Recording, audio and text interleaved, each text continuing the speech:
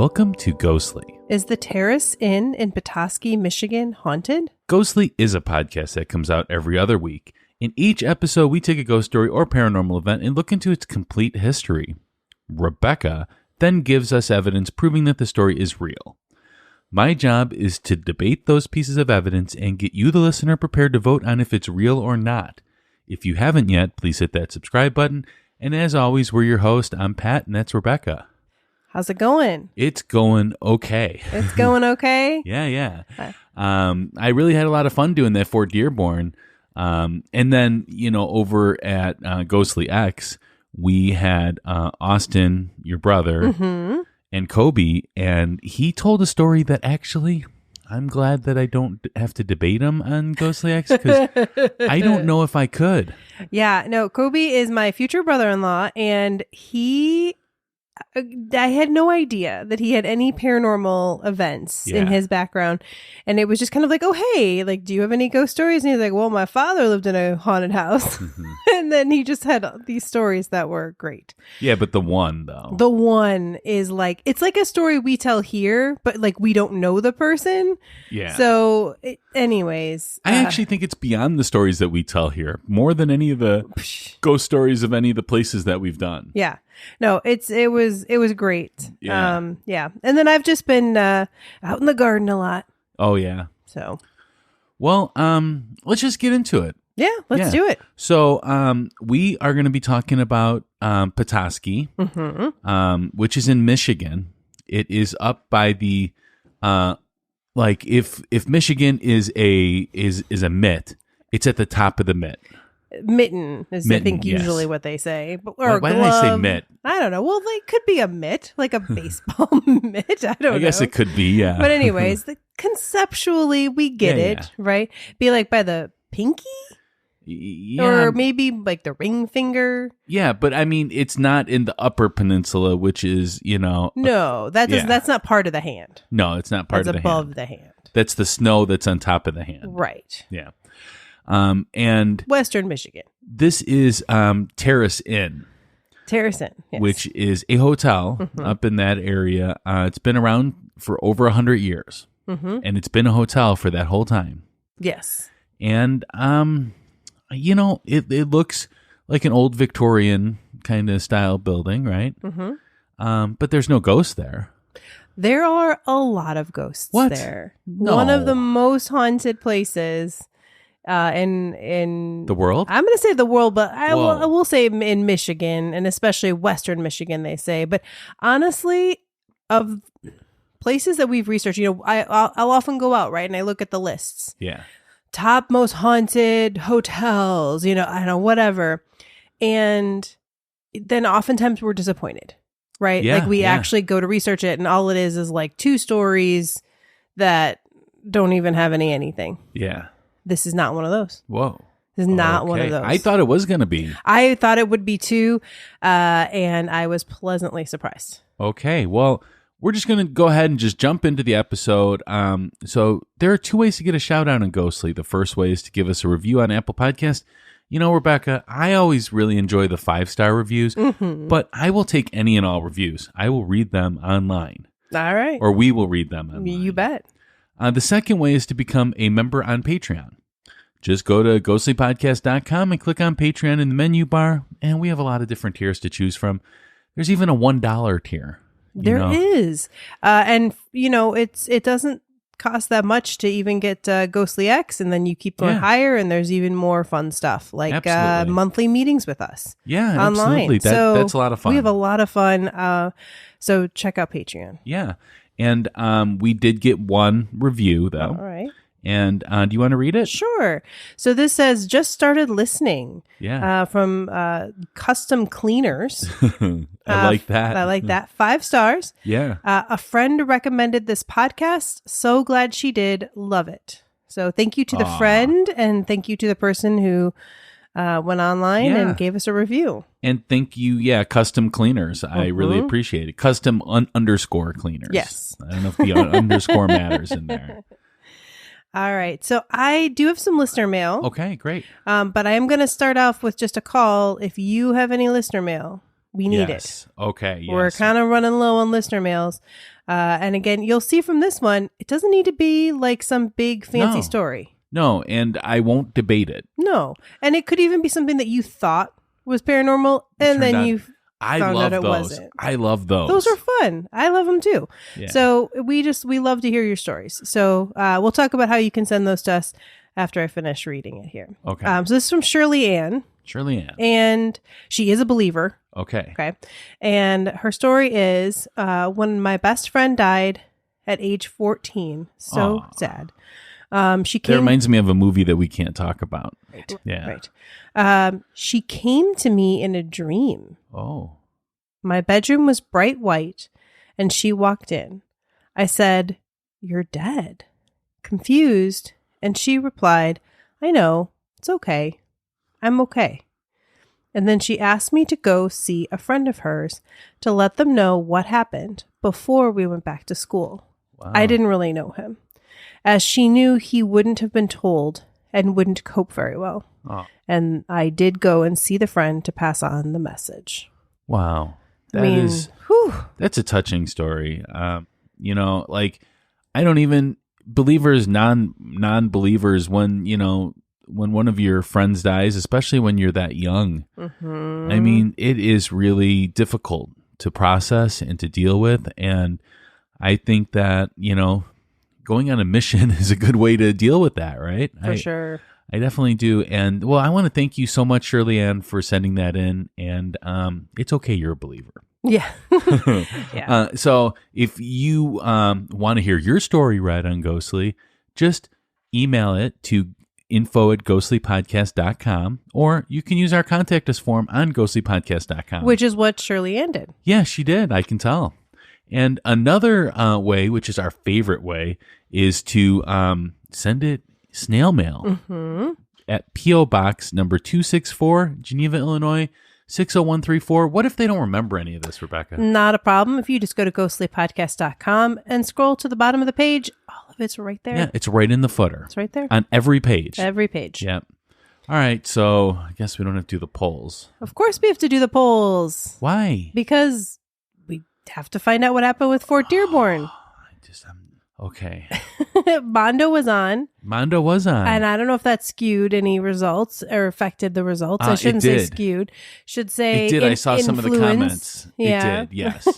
Oh, and by the way, if you want to hear the comments people leave with their votes, a lot of times they're super fun. Yeah. We read those on Ghostly X. We do, yeah. We do. So if you want to find out what people are saying along with their vote, come check us out over there. It's one of the fun things we do. All right. So we had yes 52.4. What? And no 47.6. Ooh, wow, that was really close. Really, yeah, pretty close. I'm going to consider that a win for both of us. Okay. I mean, come on, it was so close. All right, so the overall rating though, where people can vote to say how haunted they think something is, and unlike me, you cannot give it a 0. You can go from 1 to 10. And it's a 4.76. That's pretty high. That's right there. I mean, it's hard to get it too much over 5. Well, especially when it's, this close to 50-50, to get a 4.76 is pretty good, I would say, for the haunters. Yeah. Yeah. All right. Well, I do have a ghost story. You got a ghost story? I do. Let's get us in the mood for the super haunted hotel. All right. Okay.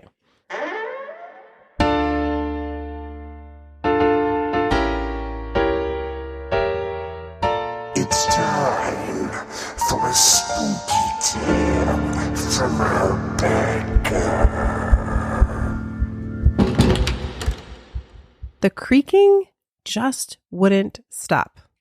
I know it sounds crazy, but I swear to you, when I was staying at the Terrace Inn in Petosky, Michigan last month, I was staying in a room on the first floor, and I woke up at 2 a.m.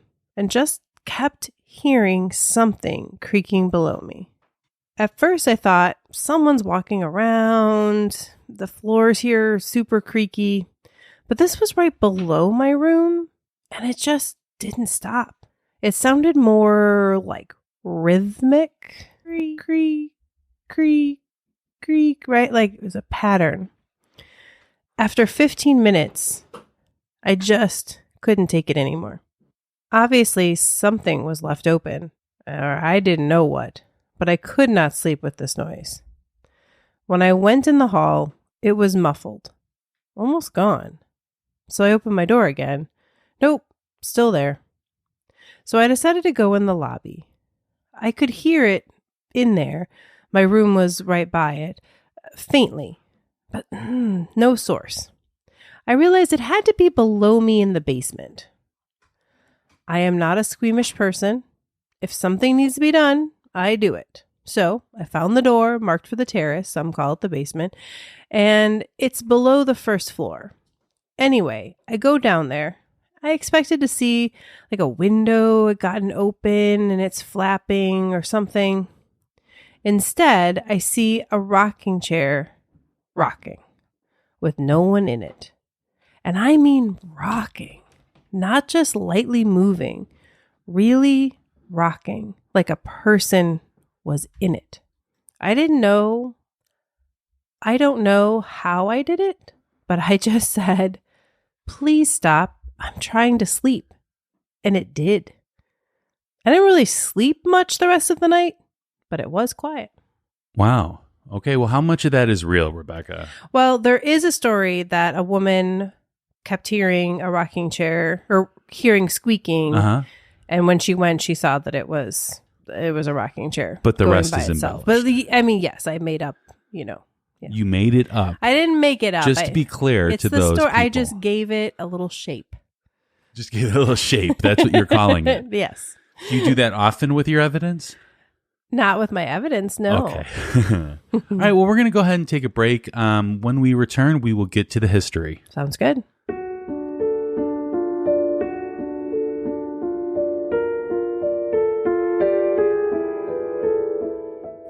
Pat, what do creepy stories, funny ghost memes, and inside ghostly information have in common? My life. Well, yes, but no, it's also Ghostly Society on Facebook. Oh, yeah. I mean, that too, of course. But aren't all ghostly listeners in Ghostly Society? Not yet. What? I mean, that means that they're missing out on all my jokes. Yeah, they are. And missing out on chatting and sharing with other listeners and us, of course. We love talking to our listeners. If you haven't yet, you should consider joining our private group on Facebook called Ghostly Society. Let's hope now they will. Unless they're a woman in white. Oh.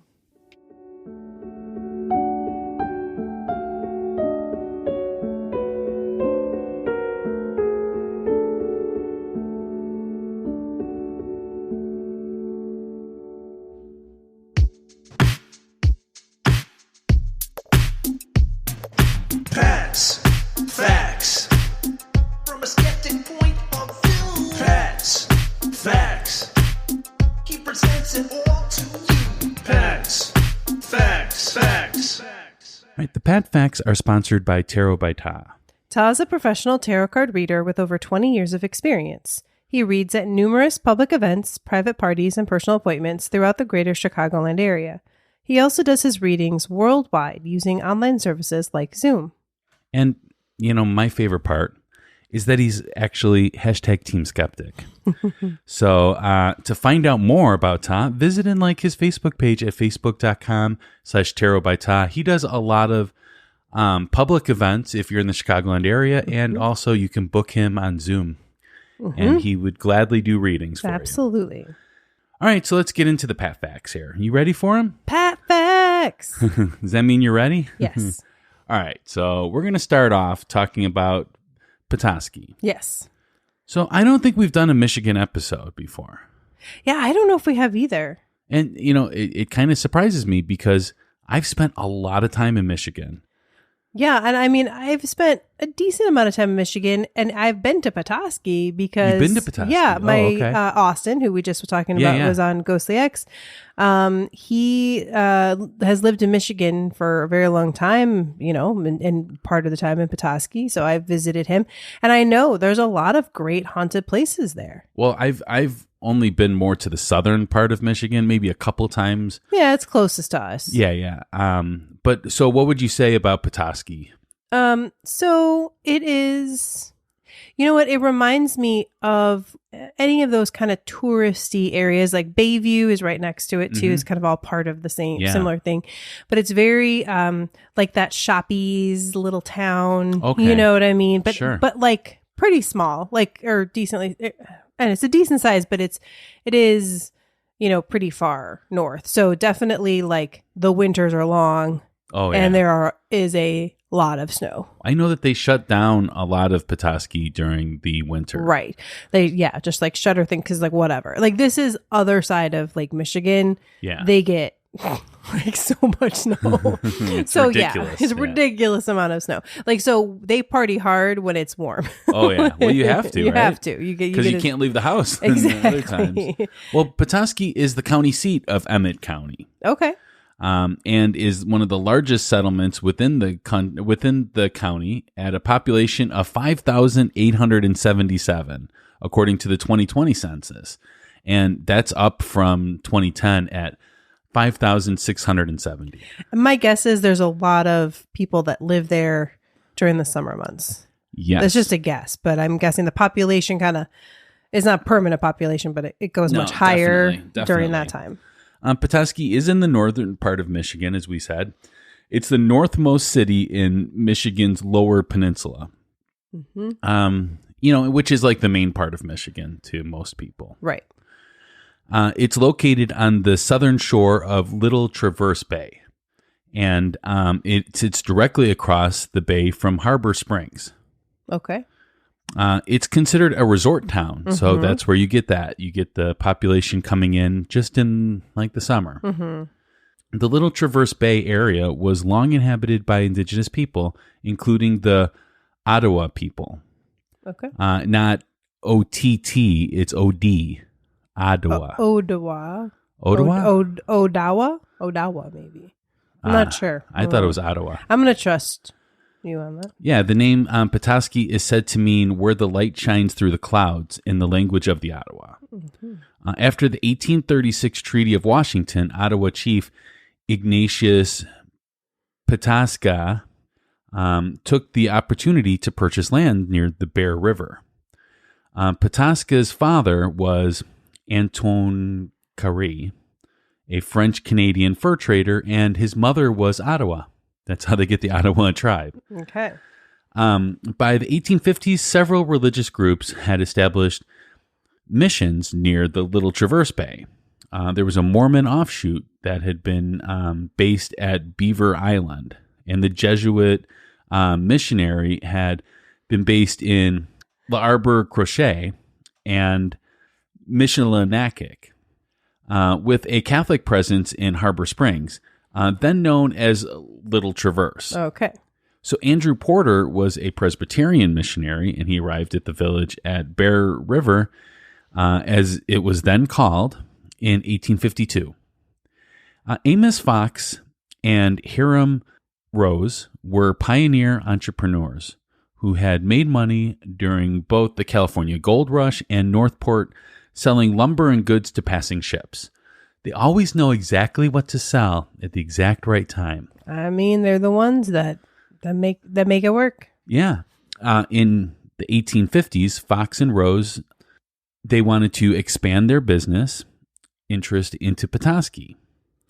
So this was because Rose also earned some income as part of a business partner that extended the railroad from Walton Junction to Traverse City. So she knew that things were coming. Mm-hmm. It's kind of like insider trading. Right. Yeah. Well, and I mean, once you know the railroad is coming in, like that's a good investment. Yeah, exactly. So Rose established a general merchandise business in Petosky. Rose originally had a business partner named Archibald Butters, but they split, and Rose officially relocated to Petosky, and in 1873 built the first dock in town. So that definitely brought more people in then, too. Rose knew that the railroad was going to be extended into the area, obviously. How did I know? There you go. So he bought a bunch of land in that area. Rose also bought the trolley cars to enable passenger transportation from Petosky and the Bay View. Wow. Rose also opened the first general store and lime quarries and the first hotel in the area, which was Arlington Hotel. Also did stuff with lumber and stuff like that. So basically, if you were going to build a property over there, you had to purchase from Rose. Yeah, hear him, Rose, man. He's like, I got my lock on this place. So Rose became the first president of the village. Then, okay. because everybody had to deal with Rose. Yep. So the area of Petosky was home to, this is a really sad part of the history here. So the area of Petosky was home to the passenger pigeon birds. Well, Petosky is known as the place that they made them go into extinction. Oh, great. Yeah, you probably have never heard of passenger pigeons, and that's because they've been extinct for over 100 years. Okay. Hunters would go up there to kill as many as they could in the late 1800s and early 1900s, killing 50,000 birds daily. One person even claimed to have killed 1 million birds, and it earned him $60,000, which was more like $1 million in today's money. Like, what were they thinking? Again, we still don't always think. I mean, they need food, but you know. Well, obviously, that wasn't. But to make them extinct, yeah. I mean, if you want a sustainable food source, there's a reason I'm not against hunting, and just like you need to be reasonable about it so that you sustain the population. Well, that's why the system that we have now, where we have tags and stuff like that, is a much better system. There are reasons for it, and actually helps, the animal population grow more. Exactly. Because they can control which animals are, in demand and which ones aren't. Right. Petosky is noted for a high concentration of ancient fossil coral. It's now named the Petosky Stones. It's designated as the state stone of Michigan. I didn't know you'd have to have a state stone. Whatever it is, state flower, state. Well, look up the state stone of Illinois. Oh, that would be interesting. While we're doing this. Well, and I was going to say, on Ghostly X, because, again, we had some people from Michigan. We talked about this, and they they talked about, some people are really into those stones. Oh, yeah. Absolutely.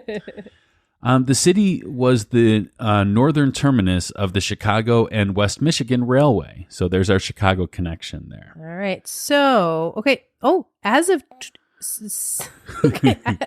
last year. Whoa, last year. Illinois has a new, almost a year ago, June 9th, 2022. Illinois has a new state rock. Okay. Which is Dolostone. Dolo stone. Okay. I've never heard of it. And it beat out sandstone and limestone. Ooh, wow. I know. That seems a bit, I don't know. I mean, limestone's always going to be my favorite in that. Right? Actually, I like the way sandstone looks more, but as a Chicago native, you got to go with limestone. I guess this is a form of limestone. Oh, okay, good. Yeah. And it's our bedrock. I don't know. Anyways, I'm sure I could read more. Yeah. So, all of this is during the time when Terrace Inn was opened. It opened in 1911, and it was billed as Bayview's newest and most modern hotel. Ooh.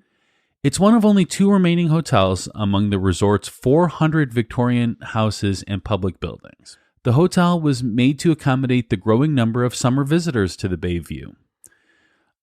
William J. Devil of Lebanon, Indiana, and his wife Josephine built the inn and served as the original proprietors. William was a banker and pretty much just bought the hotel for his wife to have something to do. I'll take it. Right? Yeah. The new inn featured such modern amenities as hot water heat, hot and cold baths, and electric lights and call bells. That is pretty cool. Right? It's like the best place to stay then. Yeah, it's like the Jetsons there. The dining room offered a full menu with hot things very hot and cold things very cold. Ooh, it's that's in quotes I see. Yes. That was like That was an advertisement for him. Yeah. Although the interior saw some alterations to meet the changing needs of guests, the Terrace Inn retains its historic character. During World War I, the Red Cross used the inn as a hospital, and volunteers wrapped bandages for wounded soldiers. It was referred to as the house hospital. Now, my thing is, like, instantly you're going to think, well, then that's where all the ghosts come from, right? Is because it was a hospital during the war. But how many people were actually going in here, because this is in Michigan? Yeah, coming across the ghost stories, none of them talk about the fact that it was this hospital. And I'm guessing this was more of like a convalescent hospital. Sure. Like people coming back. But I mean, even people, that got injured during the war, they would probably be treated in like New York or something like that as soon as they cross over, right? If it was that detrimental. By the time they come to Michigan, it's more just like we're just caring for, you know what I mean? You're stable. Yeah. And actually, as far as the history goes, there is not many deaths noted to this hotel. Mm-hmm. Whereas some of the other hotels that we have, there's like a high concentration of suicides or murder. Murder? Sorry, I like the way you said that. Yeah. It's like a big pause. Murder?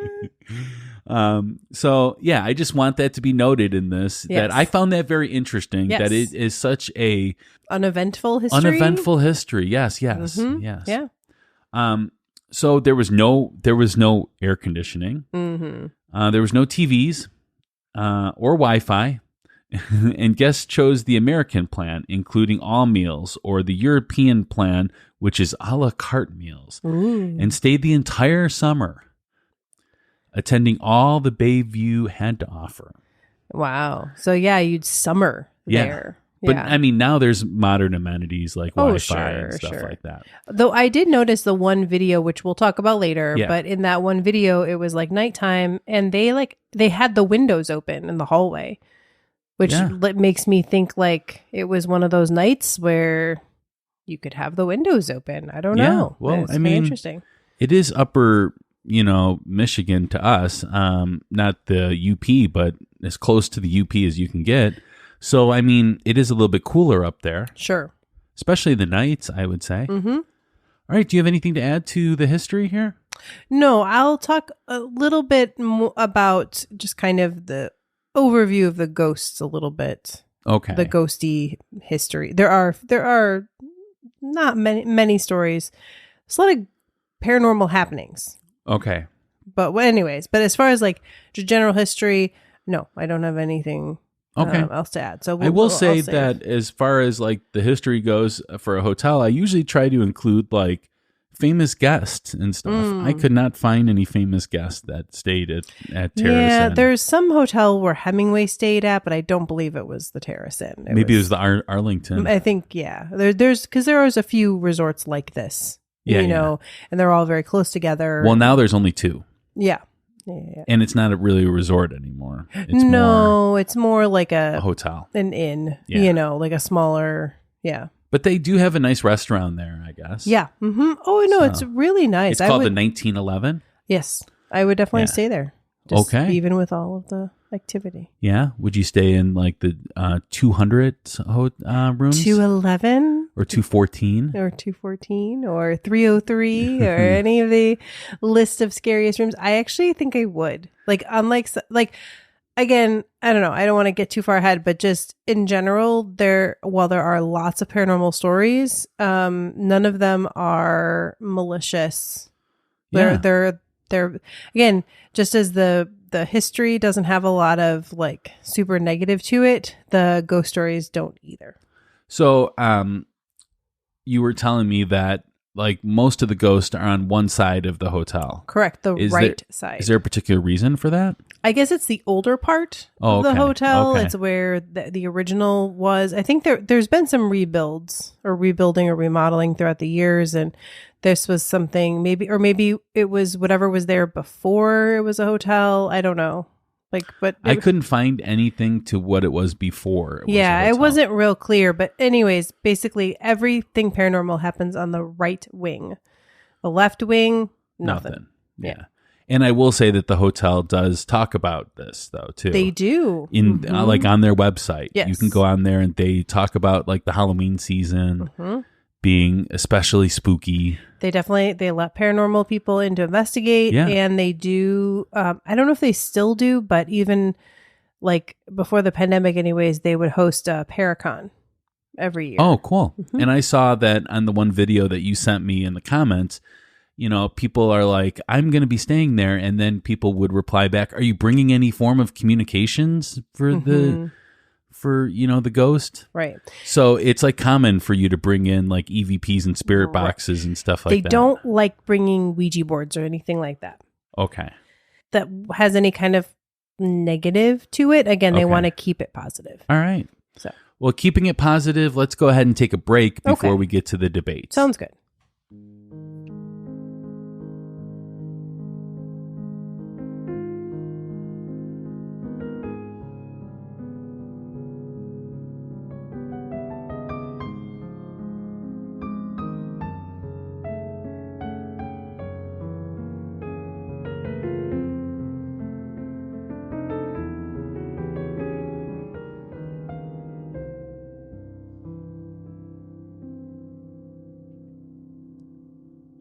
Throughout our time doing Ghostly, we've met a lot of great people. People that don't always fit into our episode schedule. And even when they do, we try to focus on the topic of the episode, and we don't really get a chance to get to know them as a person.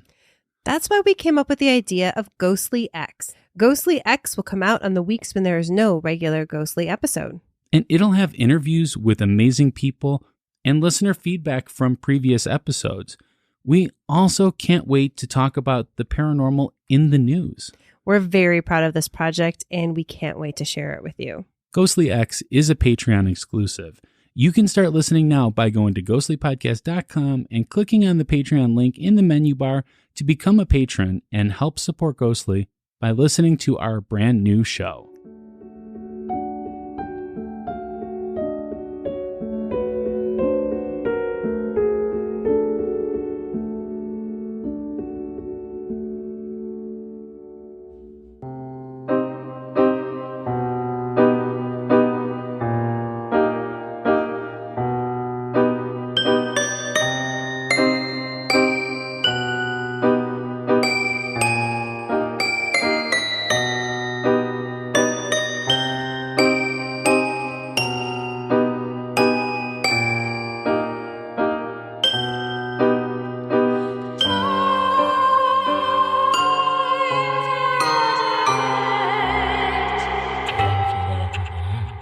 All right, Rebecca, it's time for a debate. Yes. All right. So I actually wanted to start just to give a little bit of kind of an overview of the ghosts and the hauntings. And we already started that a little bit. And then I'll get into some specific evidence. So as I said earlier, I wasn't sure about picking this one, and it was a good one. There are literally hundreds of stories of paranormal things that have happened to people. There's a 3-inch thick binder full of people's handwritten recordings of their paranormal experiences that you can only see if you go there and ask for it. They will let you see it, though. If you go to the desk and you say, hey, can I see the book of people's paranormal experiences, they will show it to you. But I couldn't find any of them online. Like, they don't release them. Oh, okay. Like, you have to go there. First I saw something that said there were 2 ghosts. Then I saw something that said 3, and then I saw something that said 5. So I'm not sure. There's now 1 million ghosts there. So the main 2, this is the story that they will tell. And I don't, sometimes it's hard to know if these are real. But that there was a woman here that they called Abby Sweet, and her full name was Elizabeth Abby Sweet. Okay. She was pregnant with twins when she came there, and she had a miscarriage, and she died while staying there. This happened in room 211. Her husband, Edward, came back and died some years later, supposedly of a broken heart. And room 308, and those are the most common rooms. So I think he was in room 308. Those are the most common rooms for reporting ghost experiences. Sometimes they'll call, again, the thing about the husband, again, I don't know. Sometimes they'll call him a man in tweed named Edward. I don't know. So instead of the woman in white, we have man in tweed, and then Elizabeth is also called the lady in white. but that's the equivalent. Yes, for the masculine, right? Is man in tweed. We should remember that. Yes, okay. man in tweed. Yes. And then so she's been seen wandering the halls, spotted in guest rooms, while the man has been seen, on the balcony peering into bedrooms. But there's also the basement boy. Oh, the basement boy. Okay. Who's a little boy, and he's been seen in something like 12 to 14 years old, and supposedly interacts with guests, but only seen as shadow. I actually, that's what this one quote I have is, but I have a story from I could only pick 5, but there is a story from a paranormal investigator who says he saw him on the stairs, as a full apparition. So the most haunted rooms, if you're going to go and stay there, are 211, 212, 219, 303, and 318. Okay. And we'll talk about this next thing a little bit later, is that they say the second floor landing has a lot of activity. Mm-hmm. And that, as we said earlier, the right side is the biggest one. Okay, so here is our first story. So Christopher Struble is a historian and tour guide. And so when you read all these articles, he's quoted a lot. Okay. And he talked on his podcast about an experience that a family member of his had. Mm-hmm. So the couple got married at the hotel, and then they went back to stay there the next year for their anniversary. And while they were staying there that night, in the middle of the night, the wife woke up and swears that she saw a man walking around their bed, which is something similar stories we've heard at other hotels. So it's not just standing there, though, like walking around. So she woke up her husband like, oh, my God, protect me. There's a man in our room. And he supposedly did see the man, but then the man went away. And then he was basically like, yeah, we should get out of here. like I guess she was kind of like, I woke you up to protect me. And your response is, we need to leave. But anyway, right. So that is the story. So, okay. So I want to go back to some of the stuff that you talked about earlier. Sure. I do not see any newspaper articles for Elizabeth Abbey Suite. So I can't verify that she actually died at this hotel, sure, or if there was an Elizabeth Abbey Suite. Right. And there may or may not have been, if someone died from a miscarriage, that's tragic. I don't know if there'd be a newspaper article or not, but. Yeah. And also I can't find any mention of Edward Suite either in any of the newspaper articles. So that's what I'm going to say about that. I don't know about the basement boy because I don't have a name to go off of for that to research who it could possibly be. I will say the one paranormal investigator that I read, or listened to in the podcast as well, he says that the boy, and then he also claims there's a couple of maids that are haunted, that they didn't die there. They just really liked the hotel and had good experiences there. Yeah. So that's where they came back. Okay. So then going to because this piece of evidence has like a lot of different pieces of evidence that are stabbing at me there.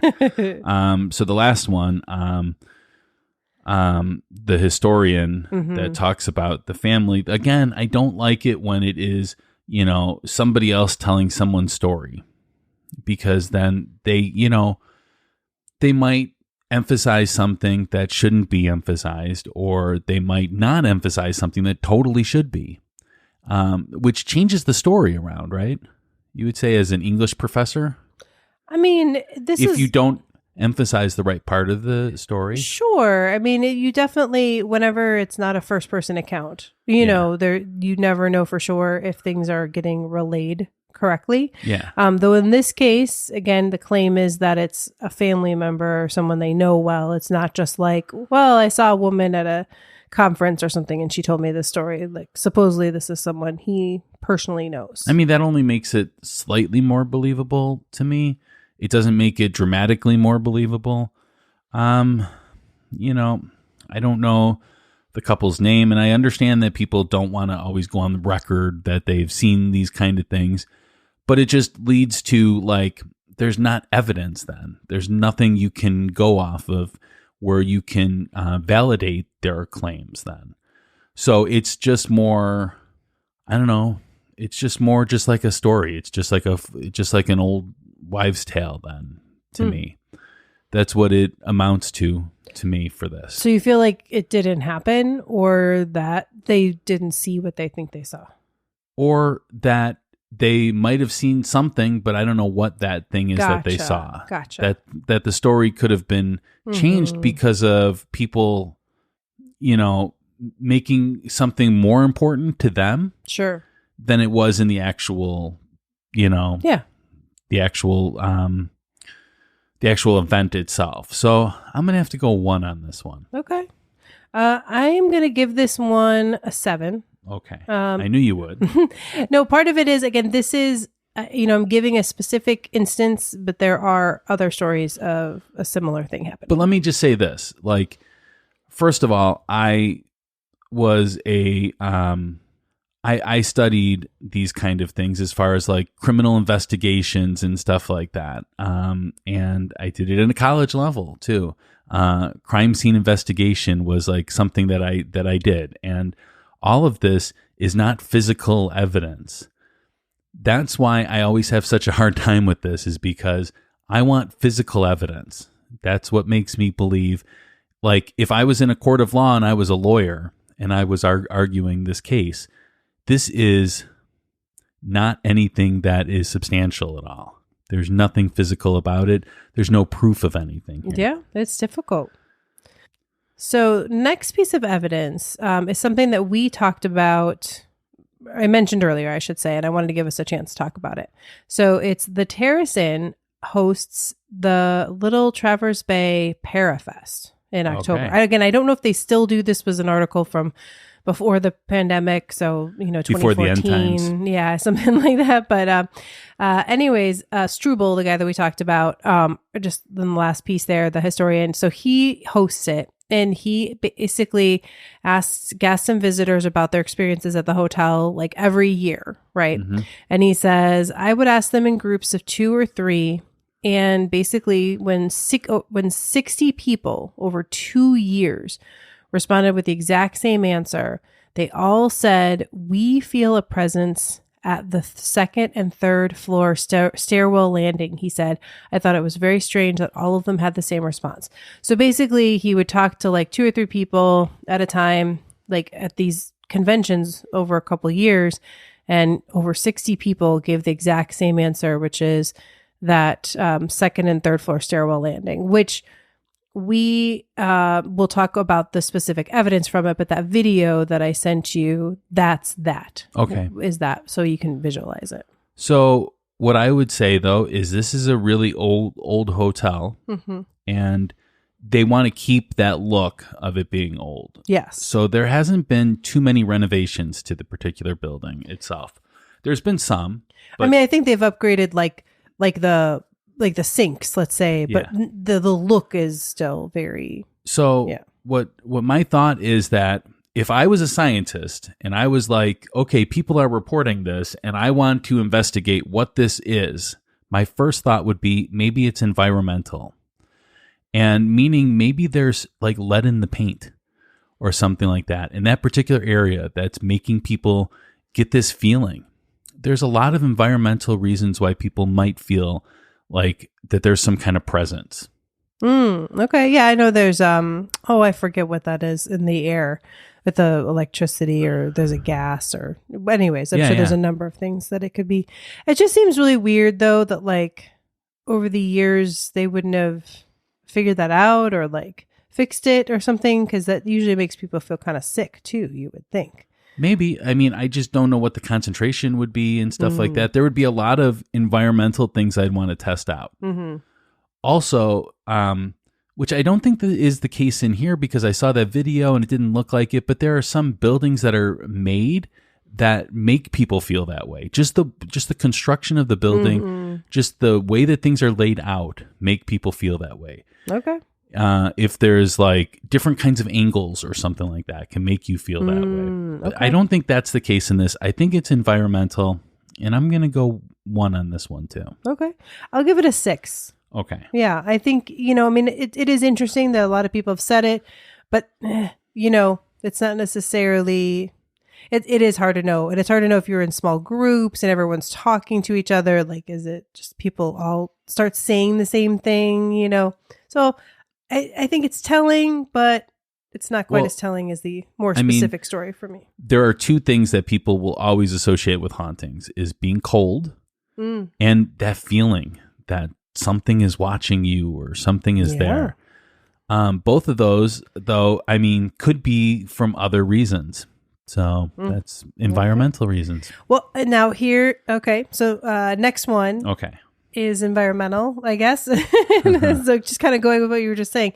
So there was a comment on the video that we're talking about that I wanted to mention that says, I stayed here 2 years ago, but I can't remember which room. I actually did have an experience when I was waking up.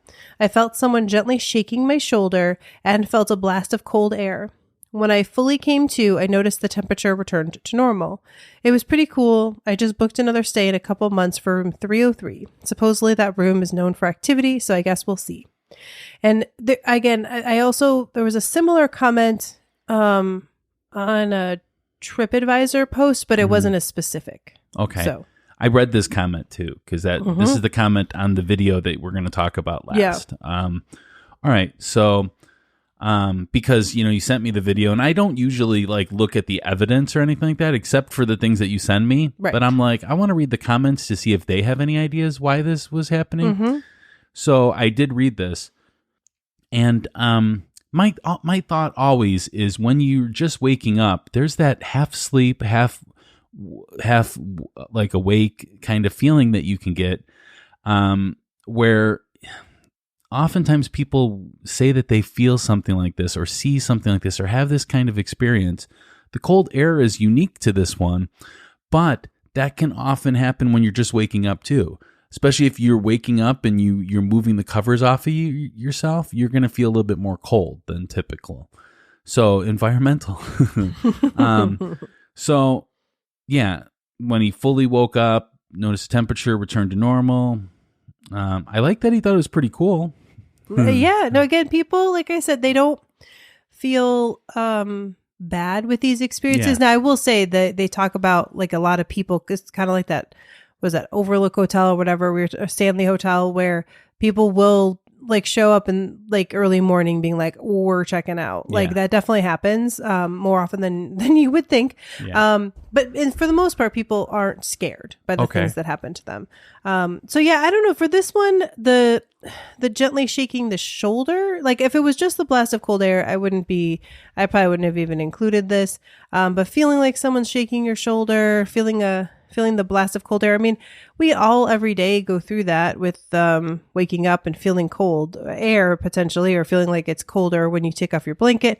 So I would imagine, this must have been something out of the ordinary for a person to make that comment. But they're also sleeping in a room that they've never slept in. So given that kind of thing in there, they're not used to the room and how it's situated, and like if there is a breeze coming in there, maybe the window's open. I don't know. But I am just going to say this is not enough to go off of, because it is that half sleep kind of stage where we've talked about this a lot. And unfortunately, yes, I sound like a broken record when it comes to these things, but this is, pretty much the evidence is broken records too. So I'm going to go 0 on this one. All right. I am going to go 6 on this one. Okay. Okay. I really like this next one. Okay. So again, another story from the paranormal investigator that I was reading or listening to. Now, I mentioned the rocking chair earlier, but this is kind of like... you did not mention the rocking chair. Oh, I didn't. We didn't debate the rocking chair. Did you want to debate the rocking chair? I just thought that was kind of a fun little story. But this is like a more amped up version of that story. Okay, let's do this one then. Okay. So there are stories about the kitchen sometimes. And so there was a woman who was like the baker at the restaurant, right? And she was staying at the hotel. And I guess she was really stressed because she was trying to make pies and they just weren't turning out the way she wanted. So she just went to bed. Well, 3 times during the night, she was woken up by like a ruckus of pots and pans, just like bang, bang, bang. And then she would get up and she'd go into the kitchen and nothing, like nothing looked out of place. Everything was normal. And so it happened once, happened twice. And then the 3rd time, she looked and she could almost see like a red glow by the oven. And when she went over there, it turns out that she had forgotten to turn the oven off. Okay. So after that, she turned the oven off, went back to bed, didn't happen again.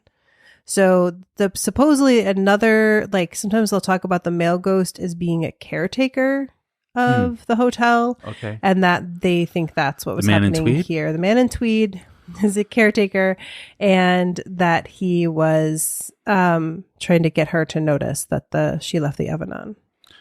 All right. So because she didn't see what's causing the noise, it could be anything, right? Anything. There could be somebody that goes in the kitchen that causes this. And you're going to say that that's unlikely, right? But it is likely. This is like one of those kind of resort places where people spend a lot of time there. And sorry, they might get up in the middle of the night and get hungry, and they might want to cook something for themselves. I would say that that probably happens from time to time there.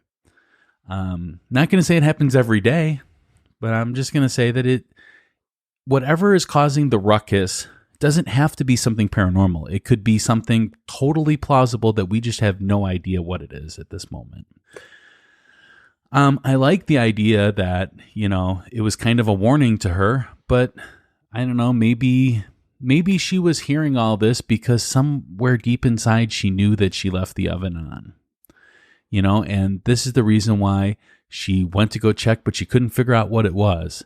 So like when I forget something or when something's on my mind, I can't sleep, and I will wake up every hour and I will hear every noise that I wouldn't hear if I didn't have a lot on my mind. So I'm just saying it could be that. I'm going to go 0. Okay.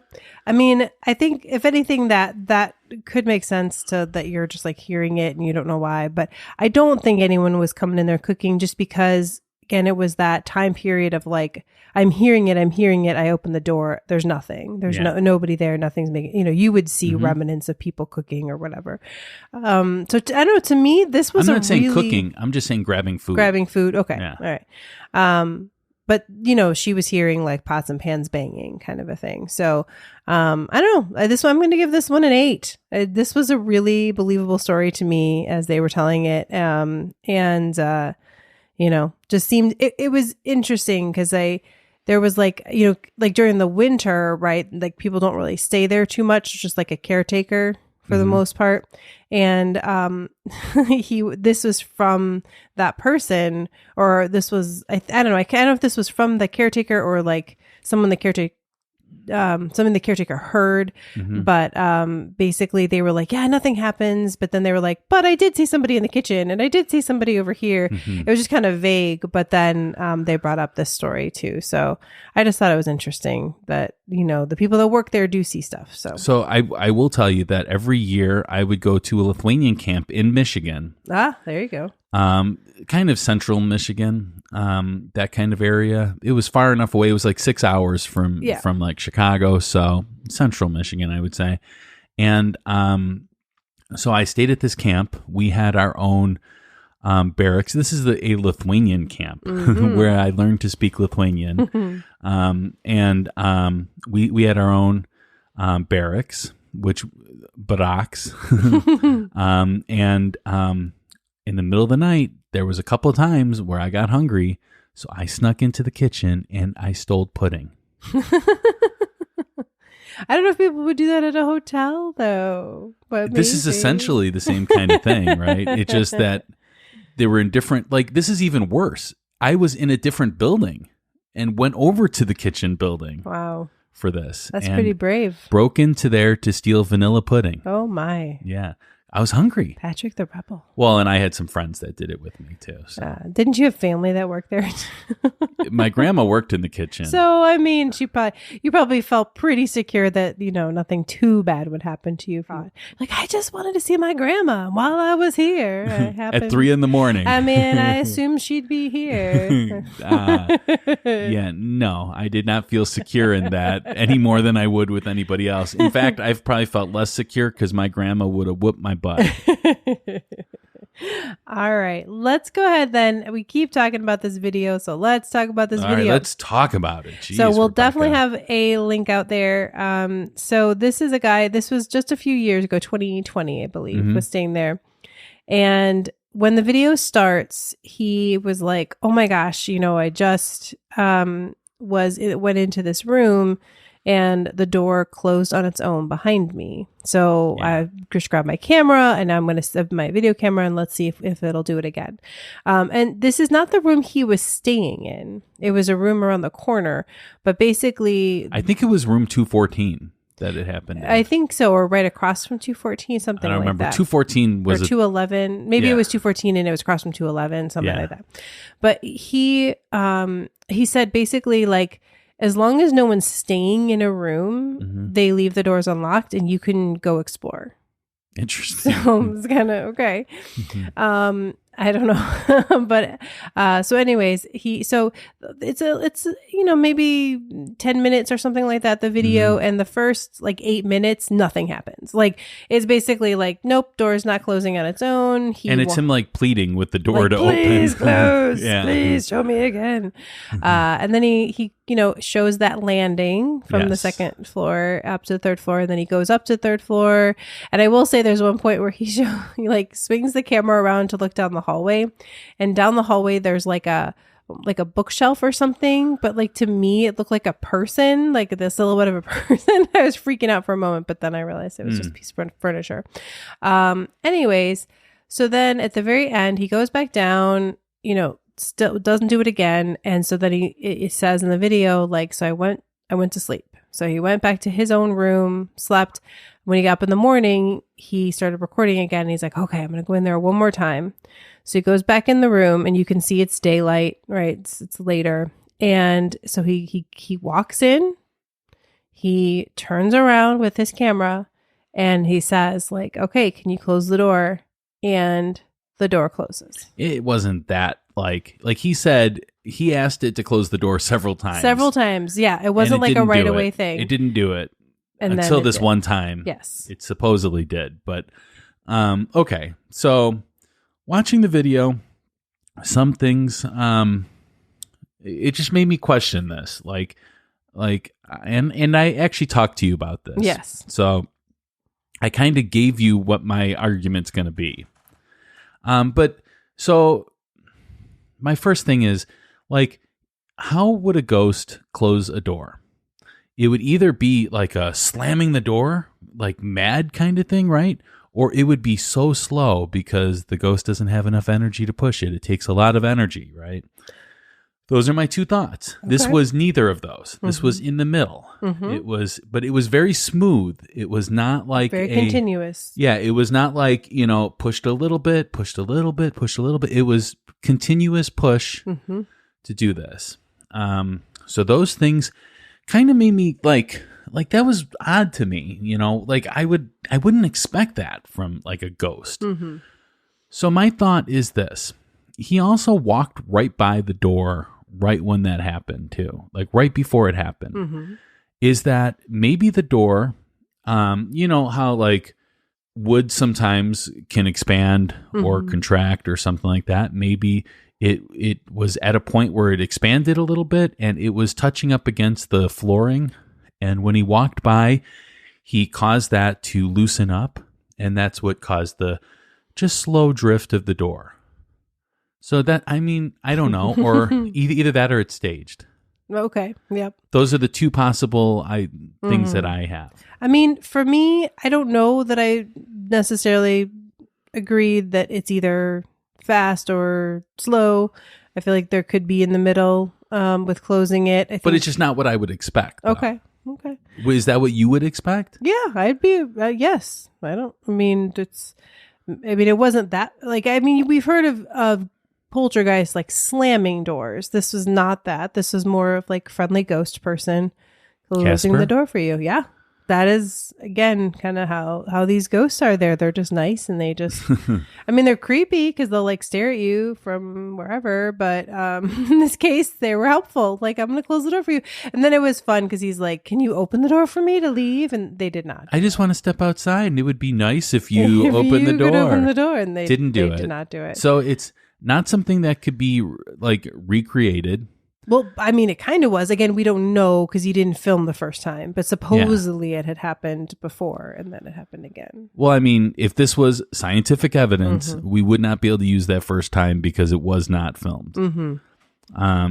It would just be a coincidence that he said that versus it happening. So, I just don't think that this is...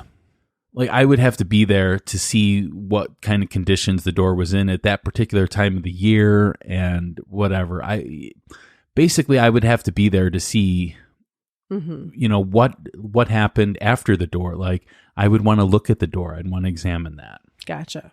And I want to see how easy it is to push it open. That is one thing that I didn't see in the video is him opening the door or closing the door. So I don't know how easy they are to open and close. Gotcha. So I'm gonna go 1 on this one too. Okay. I don't know, man. I want to say 8, and then there's a part of me that wants to say 9 because. And then there's a part of you that wants to say like 3. No, I'll go 8. I'll be nice because nice. You can go 9 if you want to go 9. No, I'll go 8 because I guess there's maybe a little room in there, but not much. No sweat off my back with you saying 9. So this is about the most. A convincing piece of paranormal evidence that I've seen on video. Like, it's just, I don't know. And what was good is because, a lot of the articles, and like I said, there's a podcast you listen to that's this conversation with this tour guide and the paranormal investigator guy. And we'll put all those links, of course, in the show notes. So definitely check those out. But like, I wanted something that was not from them, and so that's why I had the comment.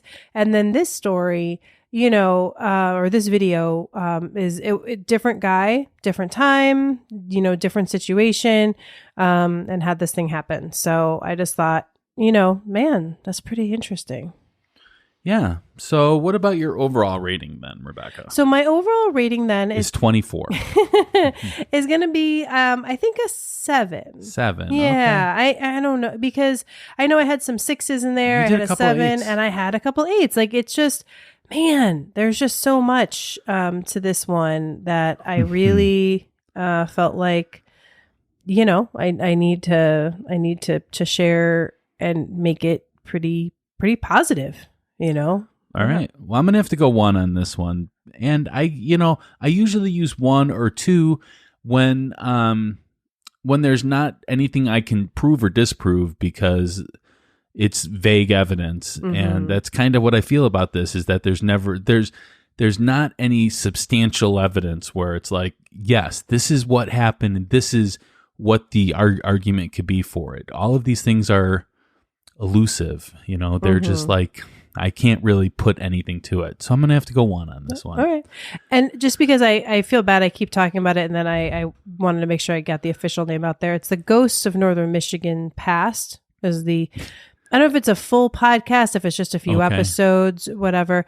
And that's that Christopher Struble. And then John Cassidy is Bumps in the Night Paranormal Investigators. And he's the other one that has told stories. So anyways, you definitely check out the show notes for the good evidence here. Absolutely. All right. So that brings us to the closing arguments. This is our last chance to convince you to vote our way. We're each given 1 minute of uninterrupted time. We will time each other on our cell phones because, Rebecca likes to cheat. Hey. So, Rebecca, are you ready? I am ready. And away we go. All right. So, like I said earlier, I was not expecting this to be as paranormal as it was. I was pleasantly surprised at all of the stories, all of the evidence. I had to really pick and choose which stories to tell.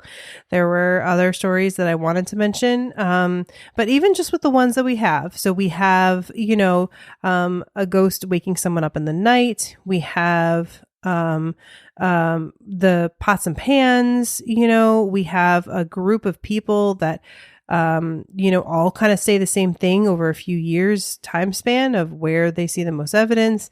And then we've got this video evidence of the door closing. And just to me, adding it all up, it's haunted, man. It's haunted. These are friendly ghosts. They like the place. They want to be there and they like to play. All right. Wow. You finished with 5 seconds, That's Rebecca. what I'm saying. I didn't need the full minute today. I don't think that's how haunted this place is. I don't think I'm going to need it either. All right. Let me get you ready here and go. So it's hard for me to come up with closing arguments for this because there's a lot of things that are speculation in the evidence here. If this was a court case and you took this evidence into court, would you be able to convict somebody based upon this? And I would say that the only evidence that you really have is the video of the door closing. And that video is up for debate. There could be possibilities for other things. That's why I'm going no on this one. And you can do whatever you would like, but I am just saying that think about it in a courtroom setting. All right. You done? Yeah. Okay. I would just say, the court is of your opinion and you should go vote right now. ghostlypodcast.com/polls. Absolutely. You should vote. We really love getting the votes too. It really makes this more than just us deciding if it's real or not. Yeah. We're just trying our best to share our thoughts and really what matters is what you guys think. Yeah. I mean, people get mad at both sides of this. And the whole thing is that we are not the ones that decide. We are just the ones we're the lawyers. Yeah. And that's all that we do is just argue the case. Yep. And that's it. That's all we do. And it's up to you. You're the jury. Yep. So I want to thank everyone so much for listening. Please share us with your friends and family. As word of mouth is our best form of advertisement, as you heard in the shout out that we gave. Absolutely. In the perfect review, example. Perfect example. That is how we get most of our audience. Yep. Is by you telling people, and Exactly. we appreciate that a lot. Remember to hit that subscribe button if you haven't subscribed yet. And also, I would like to give a shout out to all of our VIP Patreons that we consider to be producers of the show. There's Emily, Alicia, there's Carrie, Becky, Kim, Ta, Ernie, Marisol, Shayla, Cindy, Kevin, Nicole, Darnay, Jessica, Sarah, Linda, Alice, Austin, Aaron, Hope, and Candy. On the next episode of Ghostly, we're going to be talking about the Boston University Theater. Ooh. I'm really excited about that. I love theaters. Yeah, theaters are always good. They have great stories. And theaters are usually super haunted, right? Super haunted. And it comes out on June 14th, a couple days after my birthday. Yeah. So this is like my birthday episode. It's your birthday coming up. episode. Yeah. But until then, stay ghostly. Bye.